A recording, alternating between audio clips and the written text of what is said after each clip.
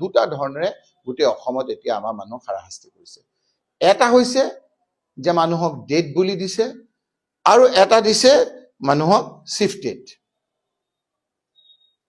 আকৌ কৈছো, এটা দিছে মানুহক মৰা বুলি ডেট আৰু এটা দিছে শিফটেড। এতিয়া আমাৰ কাম হ'ল, আমাৰ কংগ্ৰেছ কৰ্মীসকলৰ কাম হ'ল যে যিসকলক ডেট বুলি নটিচ দিছে সেই লোকসকলে এখন অভিযোগ, আমি এখন ফৰ্ম আপোনালোকক আপলোড কৰি দিম।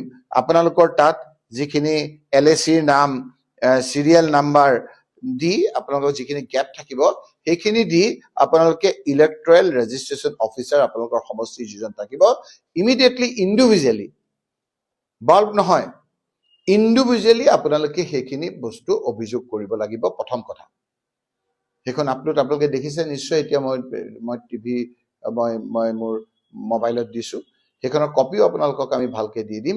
সেইখন আমি প্ৰথম দিব লাগিব যে সেইখন অবজেকশ্যন দিছে যে মোৰ নামত ডেট বুলি আহিছে, মোৰ নামত শিফটেড বুলি আহিছে, মই জীৱিত মানুহ, মোৰ ঘৰতে আছো, মই ক'তো যোৱাও নাই, গতিকে মোক সেইখন আপোনাৰ কৰাটো অন্যায় হৈছে, তেওঁৰ বিৰুদ্ধে ব্যৱস্থা ল'ব লাগে। লগতে আমাৰ কংগ্ৰেছ কৰ্মীসকলে, আমাৰ BLA সকলে, আমাৰ বুথ কমিটিৰ লোকসকলে যিসকলৰ নামত ডেট আহিছে, যিসকলৰ নামত শিফটেড বুলি আহিছে, এই লোকসকলক আমি সাহায্য কৰিব লাগে। ব্যাপক আকাৰে বুথ কমিটিৰ লোকসকলে সাহায্য কৰিব লাগে আৰু কৰি তেওঁলোকক গৈ এই ক্ষেত্ৰত আৰু এখন আমি ফৰ্ম আপোনালোকক দিছো, এইখন আপলোড কৰি দিছো।